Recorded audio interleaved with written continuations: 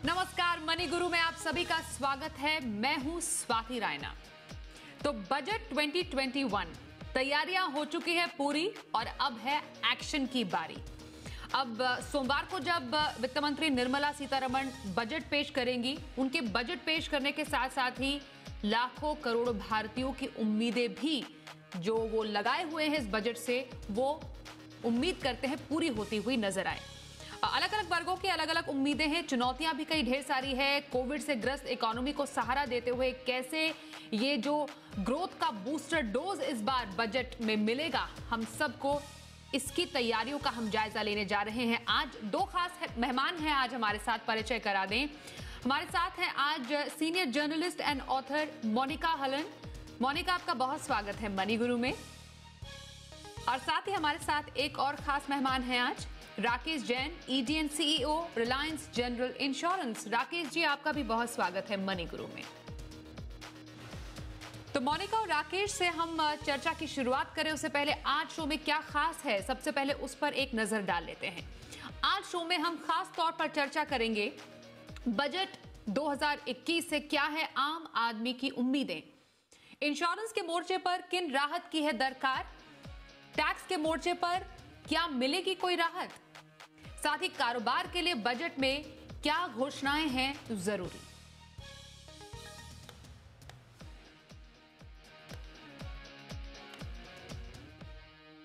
तो इस बार का बजट होने वाला है बहुत खास, क्योंकि जैसा खुद निर्मला सीतारमण जी ने कहा कि 100 साल में ऐसा बजट नहीं देखा होगा, इसलिए उम्मीदें हो गई हैं दुगनी।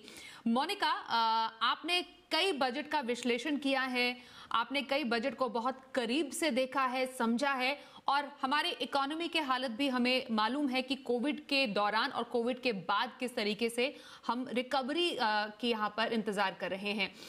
खुद यहाँ पर इकोनॉमिक सर्वे में कहा गया कि वी शेप्ड रिकवरी की तरफ हम जरूर बढ़ते जा रहे हैं और उस पर पूरी उम्मीद की जा रही है। इस बार बजट 2021 आपके लिए क्या खासियत लेकर आ रहा है? स्वाति, मुझे लगता है जो चीफ इकोनॉमिक एडवाइजर ने आज डायरेक्शन दी है, मुझे लगता है एक केस बनाया जा रहा है एक बड़े फिस्कल स्पेंड का, क्योंकि अभी तक जो ग्रोथ हमारी वापस आई, जो डी ग्रोथ हुआ है, वो उतना बुरा नहीं हुआ है जितना पहले अनुमान लगाया गया था। पर ये प्रॉफिट लेड ग्रोथ है और कंजम्पशन का जो धक्का लगा है उसको ठीक करने के लिए अगर गवर्नमेंट स्पेंड नहीं करेगी तो हो सकता है ग्रोथ थोड़ा रेट, उसका दर कम हो जाए। तो फिस्कल स्पेंड इस समय बहुत जरूरी है और आज का जो सर्वे है उसमें काफी हमको ये एविडेंस मिला है कि इस वक्त सरकार तैयार है स्पेंड करने के लिए। यही अप्रोप्रिएट टाइम है, यही समय है इस स्पेंड का। और सरकार तब तक स्पेंड करेगी, तब तक खर्चा करेगी जब तक जीडीपी का जो दर है वो प्री कोविड का जो ट्रेंड लाइन है वहां तक नहीं पहुंच जाता, तब तक सरकार ये स्पेंड करती रहेगी। तो इस समय चाहिए सरकार का एक्सपेंडिचर चाहिए, इंफ्रास्ट्रक्चर पे कंजम्पशन को बूस्ट करने के लिए चाहिए।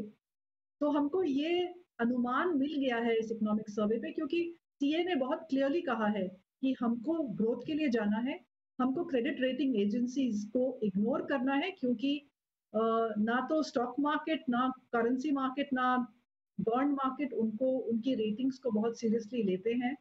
तो उनको हम इग्नोर करेंगे और फिस्कल सरकार का स्पेंड होगा जिससे कि ग्रोथ जो है सस्टेन करेगी।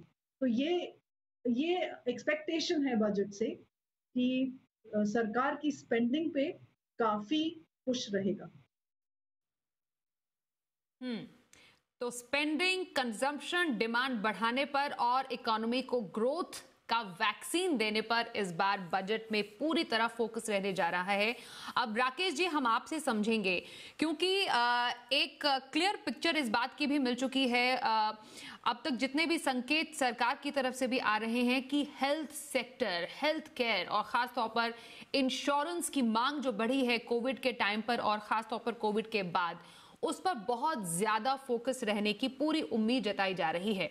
अगर हम इंश्योरेंस इंडस्ट्री के पर्सपेक्टिव से राकेश जी आपसे समझें, तो क्या खास आप एक्सपेक्ट कर रहे हैं इस बार के बजट से? जी, थैंक यू स्वाति। मतलब ये बहुत ही अच्छा क्वेश्चन है, रेलेवेंट क्वेश्चन है। मैं ये कहना चाहता हूँ कि हमारा देश जो है जनरली डेमोग्राफिक्स के हिसाब से हम लोग यंग हैं, एंड जनरली यंग कंट्रीज में बहुत सारी जो रिस्क रिलेटेड चीजें होती है वो पीछे की तरफ पुश कर दी जाती है, लोगों का उन पे नजर नहीं जाती है, लोग अपनी दूसरी चीजों को ज्यादा इंपॉर्टेंस देते हैं। कोविड एक ऐसी सिचुएशन आई जो कि वर्ल्ड ओवर लोगों को इम्पैक्ट की, हर एज बैंड के लोगों को इम्पैक्ट की, and all of a sudden हम लोगों ने ये रियलाइज किया कि कोविड से हेल्थ के संग इकोनॉमिक जो डिसरप्शन होता है वो इतना बड़ा हो सकता है कि लोगों को बरसों लग सकते हैं वापस आने के लिए। ऐसी सिचुएशन के लिए जनरली इंश्योरेंस होता है। इंश्योरेंस का ऑब्जेक्टिव होता है कि एक तरीके की फाइनेंशियल स्टेबिलिटी प्रोवाइड करे जब कोई बहुत बड़ी कोई दुर्घटना, चाहे इंडिविजुअली हो चाहे कलेक्टिवली हो, देश के लेवल पे हो या इवन वर्ल्ड के लेवल पे हो। सो कहीं ना कहीं इंश्योरेंस के लिए भले ही हम ये बोल सकते हैं कि हेल्थ है, हेल्थ के क्लेम्स आए हैं, लेकिन मेरी मानना है कि लॉन्ग रन में जो अवेयरनेस आई है उसका एक बहुत बड़ा फायदा आने वाला है। दूसरी बात जो है कि हम लोग ये बजट में मान रहे हैं कि अब गवर्नमेंट ने भी समझ लिया है कि इंश्योरेंस या फाइनेंशियल स्टेबिलिटी के लिए कुछ एक चीजें बहुत ही जरूरी है। इसीलिए इंश्योरेंस मेरे हिसाब से तो एसेंशियल सर्विसेज है। किसी ने एक प्लांट डालना है, किसी ने अपनी लाइफ में भी यदि प्रोटेक्शन चाहिए, किसी ने घर खरीदा है तो प्रोटेक्शन चाहिए। हर एक चीज में प्रोटेक्शन एसेंशियल होना चाहिए, प्रोटेक्शन ऑप्शनल नहीं होना चाहिए। सो मेरा ये मानना है कि हमारे को कोविड से लर्निंग लेनी है कि डिजास्टर मैनेजमेंट हर अलग अलग तरीके से हो सकता है, चाहे वो एक पेंडेमिक हो, चाहे वो एक साइक्लोन हो, चाहे वो अर्थक्वेक हो, चाहे वो इवन फाइनेंशियल बैंकरप्सी हो। हर तरीके की कंटिजेंसी के लिए एक तरीके का एक डिफाइंड तरीका होना चाहिए जो इंश्योरेंस कंपनी प्रोवाइड करती है। एक इंस्टीट्यूशनल मैकेनिज्म है।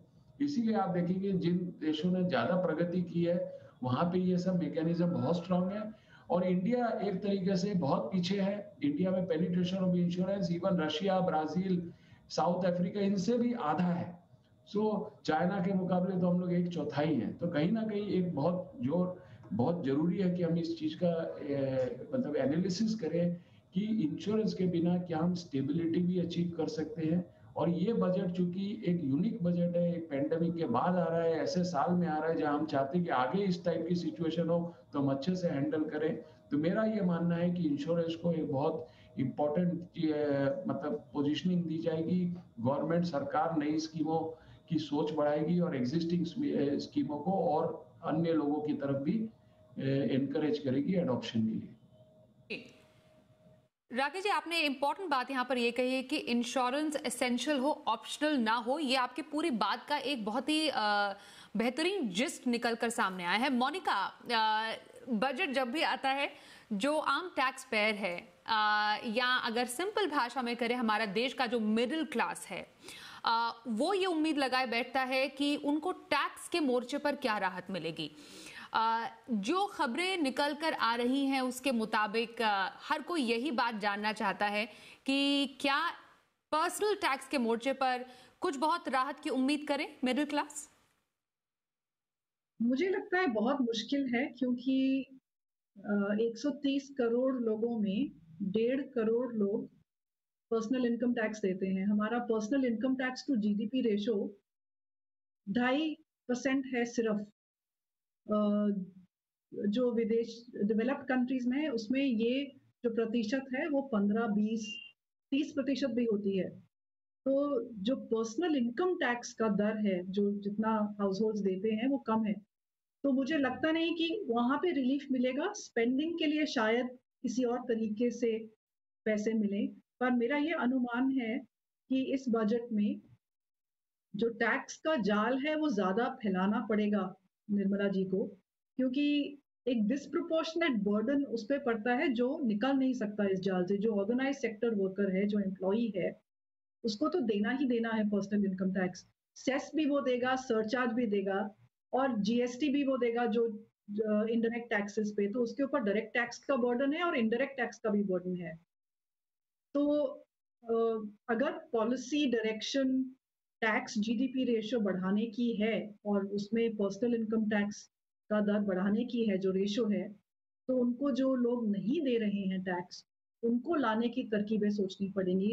जो एक स्कीम आ रही थी कि आपने अगर इतना स्पेंडिंग करी है, आपके एसेट्स इतने हैं, जो इनकम टैक्स का फॉर्म है वो प्री पॉपुलेट होकर आए और बिग डेटा है सरकार के पास, उसको जोड़ के आपको बताएं कि आपने इतने करोड़ के आपके एसेट्स हैं, आपने इतनी गाड़ियां खरीदी हैं, आपने आपका इलेक्ट्रिसिटी बिल इतना है, आपकी फॉरेन हॉलीडेज इतनी हुई है, हमारे अनुमान से आपका टैक्स इतना होना चाहिए। शायद यही विकल्प बचा है, क्योंकि सरकार हर 3-4 साल में कोई नई स्कीम लाती है कि जो कर नहीं दे रहा है वो दे। तो मेरा ये मानना है कि शायद इस तरह की कोई स्कीम हमें देखने को मिले। तो ज्यादा से ज्यादा लोग टैक्स दायरे में आए, मोनिका ने ये बात पर स्ट्रेस किया है, ये एक मुख्य तौर पर बात निकलकर सामने आ रही है जब टैक्स पेयर्स के इस संदर्भ में बात कही जाती है। और यही संदर्भ हम इंश्योरेंस को लेकर भी राकेश जी कह सकते हैं कि अभी भी देश के कोने कोने तक इंश्योरेंस प्रोटेक्शन नहीं पहुंचा है। और जब हमें इंश्योरेंस की अहमियत इतनी पता चली है तो इंश्योरेंस का पेनिट्रेशन बढ़ाने के लिए, चाहे वो लाइफ इंश्योरेंस हो या फिर हेल्थ इंश्योरेंस हो, क्या कदम उठाए जाने की जरूरत है? स्वाति, मैं सबसे पहले बिफोर मैं इसको आंसर करूं, मैं कुछ आंकड़े देना चाहता हूं। मेरा कहने आंकड़े इसलिए जरूरी है क्योंकि हर चीजों का एक तरीके से एवोल्यूशन, एक स्टेज होता है। यदि आप पेनिट्रेशन की बात करती हैं तो हमारे देश का पेनिट्रेशन इंश्योरेंस 1% ऑफ जीडीपी से कम है। ग्लोबल यदि हम एवरेज देखते हैं, सारे देशों का एवरेज देखते हैं तो ऑलमोस्ट 2.6% है। और यदि हम यूरोप यूएस देखते हैं तो वो 5% से ज्यादा है। तो कहीं ना कहीं हमारी जो पेनिट्रेशन है वो लोगों से 1/5 1/10 ऐसा चलता है। और बहुत जगह हम ये देखते हैं, ये पेनिट्रेशन के कारण जब हम दूसरे तरीके से उसको देखते हैं तो आज इंडिया में जैसे कोई डिजास्टर होता है, यदि आप मान लीजिए कोविड भी ले लीजिए या मान लीजिए कोई साइक्लोन होता है, तो हम देखते हैं कि यदि 100 रुपए का इकोनॉमिक लॉस होता है तो रिकवरी 10 रुपए 15 रुपए आती है। कहने का मतलब है 80-90 रुपए आज भी लोगों ने अपने कॉस्ट में, अपने आउट ऑफ पॉकेट में बेयर करना पड़ता है। और यही कारण है कि बहुत बार डिजास्टर और ये सब हो जाने के बाद में हम ये देखते हैं कि लोगों की जिंदगी भर की कमाई खत्म हो जाती है या उनके पास अब कोई रास्ता नहीं बचता है कि वापस से अपनी नॉर्मल जिंदगी में आ सके। इन सब चीजों को यदि हम ढंग से देखें, स्ट्रक्चरल तरीके से देखें, तो इंश्योरेंस को हमने बढ़ाना चाहिए, क्योंकि इंश्योरेंस एक ऐसा तरीका है जहाँ पे बूस्ट करने से स्टेबिलिटी आती है, कंसिस्टेंसी आती है, और लॉन्ग रन में जो इकोनॉमी कंसिस्टेंटली परफॉर्म करती है वहीं पे लोगों की लाइफस्टाइल भी जो इम्प्रूव करती है, वेलबींग इम्प्रूव करती है, सब कुछ इम्प्रूव करती है। सो मेरा ये मानना है, भले गवर्नमेंट के लिए ये साल थोड़ा सा तकलीफदायक है, उनको ऑब्वियसली रिसोर्सेज की जरूरत पड़ेगी, लेकिन पेनिट्रेशन इंश्योरेंस बढ़ाने से गवर्नमेंट के लिए लॉन्ग रन में बहुत फायदा है। सबसे दूसरी बात जो इम्पोर्टेंट है, इंश्योरेंस के ऊपर में 18% जीएसटी है। हमारी इंडस्ट्री ऑलमोस्ट 2 लाख करोड़ की है, साल का हम लोग 30-40 हजार करोड़ जीएसटी कंट्रीब्यूट करते हैं, apart from various other forms of taxes जो दूसरे तरीके से और जाते हैं। सो कहीं ना कहीं जीएसटी, ये कोई यदि हम 18% को घटा के यदि 12%, और हेल्थ के लिए तो मैं रिकमेंड करूंगा 5% हम करते हैं, तो मेरा ये मानना है कि इंश्योरेंस खुद ही इतना ग्रो कर जाएगी कि गवर्नमेंट के लिए कोई रेवेन्यू शॉर्टफॉल नहीं होगा, अपार्ट फ्रॉम द फैक्ट कि जो हमें फाइनेंशियल स्टेबिलिटी है वो बहुत ज्यादा बढ़ेगी। दूसरे मेरा ये मानना है, पेनिट्रेशन बढ़ाने के लिए गवर्नमेंट स्कीमें बहुत सहायक है, क्योंकि इंडिया में आज भी ऑलमोस्ट 50-60% पॉपुलेशन ऐसी है जो शायद इंश्योरेंस को अफोर्ड भी नहीं कर सकती है या इंश्योरेंस के बारे में सोच नहीं सकती है, क्योंकि रोजमर्रा के खर्चे ही उनके पूरे नहीं होते हैं। सो गवर्नमेंट ने जो 2-3 स्कीमें की है उनका बहुत अच्छा रिजल्ट आया। नाम जैसे प्रधानमंत्री आयुष्मान बीमा योजना बहुत ही सक्सेसफुल स्कीम है हेल्थ इंश्योरेंस में, जो कोविड के समय में भी काफी हेल्पफुल रही है। ऑलमोस्ट आज 40 से 50% ऑफ इंडियन पॉपुलेशन कवर होगी, लेकिन जो बैलेंस 50-60% है उसको भी इस दायरे में लाने की जरूरत है। प्रधानमंत्री फसल बीमा योजना जो कि फार्मर्स के लिए है, कृषकों को आज ऑलमोस्ट 1/3 ऑफ द फार्मर उसमें कवर्ड है, लेकिन 2/3 को भी उसमें लाने की जरूरत है। सो कहीं ना कहीं गवर्नमेंट ने यदि इंश्योरेंस को एक साधन बनाया तो मेरा ये मानना है कि कंट्री के लिए, देश के लिए बहुत लॉन्ग टर्म वैल्यू क्रिएशन होगी। और यहाँ पे जो भी हम इंश्योरेंस में, यदि कोई आपको लगता है यदि मैं 80D की लिमिट है फॉर एग्जांपल, जैसे पिछले साल 115 बीएसी आया था और हमने वहां पे 80C को ऑप्शनल कर दिया, 80D को ऑप्शनल कर दिया। मेरा ये मानना है उसको ऑप्शनल नहीं कर सकते। आज के तारीख में जो हमारी लर्निंग आई है उसको यदि हमें ध्यान में दिया जाए तो ये एसेंशियल है, ये हमारी ज़रूरत की चीज़ है, इसीलिए इसको ऑप्शनल नहीं करके उसको रीइंट्रोड्यूस करना चाहिए। उसको बोलना चाहिए भले ही आप दूसरी चीज़ों को ऑप्शनल कर रहे हो, लेकिन हेल्थ इंश्योरेंस जो है हम उसको ऑप्शनल नहीं करना चाहते हैं। हम चाहते हैं कि लोग लें, लोग स्टेबिलिटी करें, लोग अपने काम करें, लोग रेवेन्यू क्रिएट करें, लोग कंजम्पशन करें, और वो जो टैक्स आएगा वो हमारे लिए सफिशिएंट होगा कि हम ये जो छोटी-मोटी रिबेट करते हैं उससे काम हो जाएगा। Last but not the least, penetration के लिए मेरा एक और मानना है कि आज के तारीख में जैसे जो भी कमर्शियल इंस्टीट्यूशन है जो पीएफ भरती है अपने एम्प्लॉयज के लिए, उनके लिए अपने एम्प्लॉय को हेल्थ इंश्योरेंस देना मैंडेटरी करना चाहिए। हमने देखा कोविड के टाइम में बहुत अनऑर्गेनाइज्ड लेबर्स थी, ईएस थी, उनके पास कोई इंश्योरेंस का साधन ही नहीं था। आदमी कुछ के संग कुछ भी हो सकता है, उसकी फैमिली कुछ भी हो सकती है। और एक तरीके से हम जब ऑर्गेनाइज्ड एम्प्लॉयमेंट देखते हैं उसमें आज भी इंश्योरेंस ऑप्शनल होता है। और बहुत जगह मेरा मानना है गरीब आदमी जो एक बार फंस जाता है उसका एम्प्लॉयर भी उसको जाके हेल्प नहीं कर पाता है या उतने पैसे नहीं दे पाता है जितना आज बहुत सारे मेडिकल कॉस्ट के लिए जरूरी है।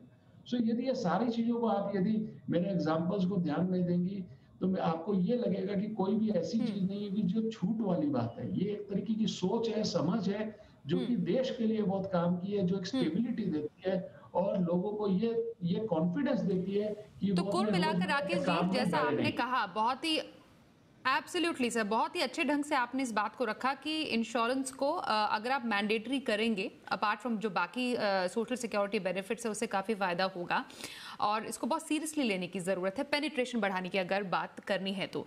चर्चा हमारी जारी रहेगी। मोनिका हमारे साथ हैं, साथ ही राकेश जी भी हमारे साथ हैं। फिलहाल वक्त एक छोटे से ब्रेक का है, देखते रहिए मनी गुरु।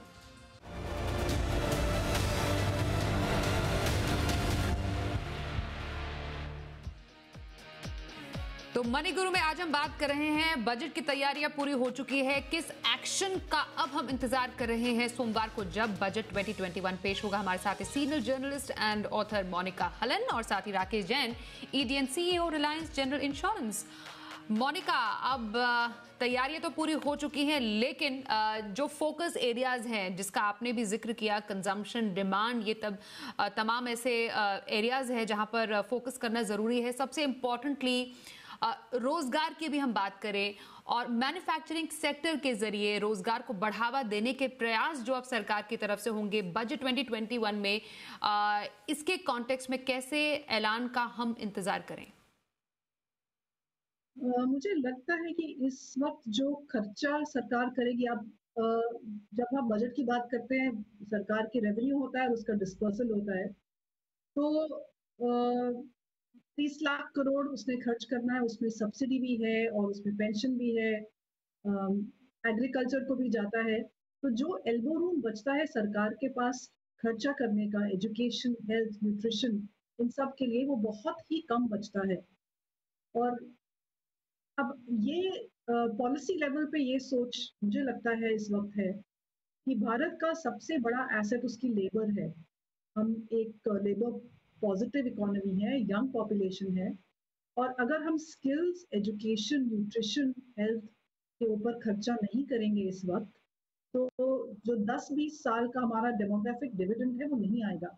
तो ये तो लो हैंगिंग फ्रूट है कि इंफ्रा पे स्पेंड कर दिया, मैन्युफैक्चरिंग को कुछ टैक्स घटा दिया, बढ़ा दिया।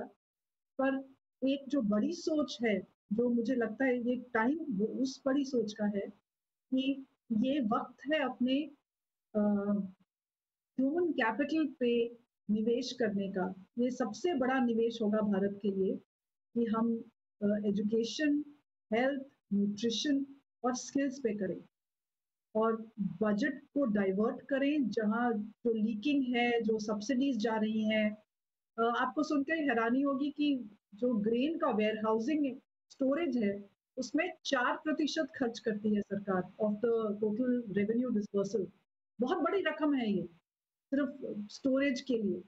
तो शायद कुछ पॉलिसी डिसीजंस लेने होंगे कि जो लीकेज है, जो खर्चा हो रहा है, जिसका इतना वापस हमको दिख नहीं रहा है कि क्यों कर रहे हैं खर्चा, वो रोक के हम निवेश करें अपने ह्यूमन कैपिटल में। तो मेरे तो ये इच्छा है कि इस बार कुछ ऐसा सुनने में आए कि बड़ा सपना देखा है और लंबा सपना देखा है। एब्सोल्युटली, आपने बहुत अच्छे से इस पूरी बात को रखा। और एंड में राकेश जी, अब इंश्योरेंस में आपने तो बहुत सारे एक्चुअली डिमांड्स बताई कैसे पूरी की जा सकती हैं।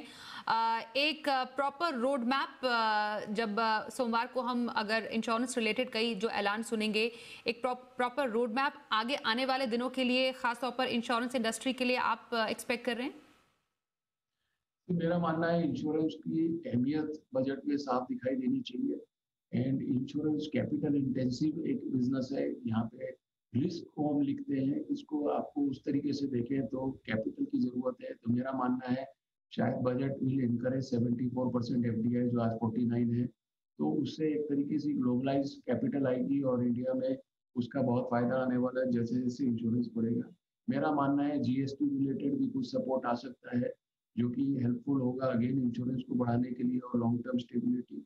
और तीसरी चीज जो एक तरीके की मेरी सोच है, यदि finance minister I am sure आप समझ गए होंगे कि बहुत सारी चीजें हम इंडिया में बना रहे हैं, लेकिन जो बाहर से आ रहे हैं वो सब भी चीजें और इंडिया की चीजें सब में कुछ एक चीजें ऐसी हैं जो कि एसेंशियल चीजें हैं।